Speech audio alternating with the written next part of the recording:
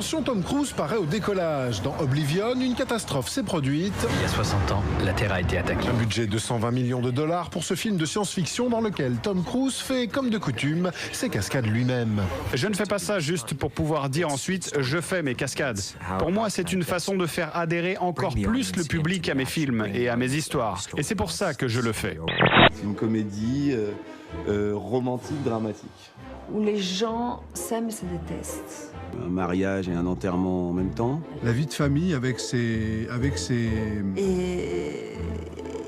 On appelle cela un film choral, avec à la baguette Daniel Thompson, spécialiste de ces fresques familiales. Rencontre avec la première famille moderne de la préhistoire. Le film traite avant tout de cette peur universelle du changement, inévitable, et de son acceptation. On a voulu créer notre propre époque, une ère imaginaire où tout peut arriver. Alors ne cherchez pas à vérifier dans les bouquins ou ailleurs, vous seriez bien embêtés, on a tout inventé.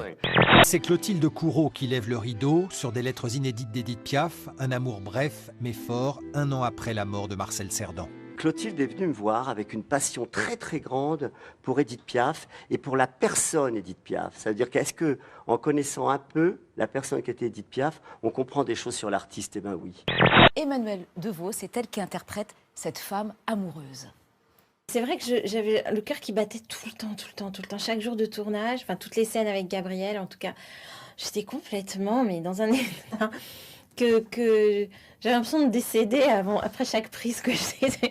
Ça m'a vraiment épuisée, vraiment, parce que c'est pas des choses qu'on a l'habitude de jouer finalement tant que ça. Hein. En fait, Édith Piaf, elle parle beaucoup des choses de l'amour, elle parle des choses de la séparation, du deuil amoureux. On a tous été largués une fois, ou on a largué quelqu'un, et ça donne beaucoup de douleur. Et qui est-ce qui en parle? C'est pas tellement les romans, c'est les chansons, qui en parlent avec pudeur et franchement.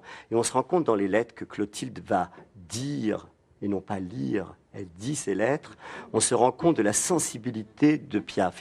Une grande expo Jacques Demy, et quand on dit Jacques Demy, forcément, on a des mélodies qui nous viennent au bout des lèvres. Ce sont des souvenirs formidables pour moi, les 2 films que j'ai fait avec lui et tout ce qu'il a fait. Sinon, Jacques Perrin, je l'ai cherché partout, j'ai fait le tour du monde. Que sais-tu de mes rêves et de quoi ils sont faits? Si tu les connaissais, tu serais stupéfait. Est-ce que vous avez envie de chantonner quelque chose là pour nous?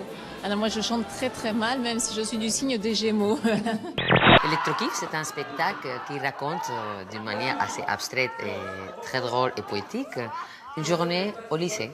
Tout le monde trouve quelque chose dans ce spectacle dans lequel il y a des souvenirs qui se réveillent. Ça, c'était ce que j'avais envie. Donc que les vecteurs est une norme 1 et que 2 vecteurs soient orthogonaux 2 à 2. Pendant 1 heure, chacun amène son univers, son style, sa personnalité, faisant ainsi corps avec le personnage qu'il représente.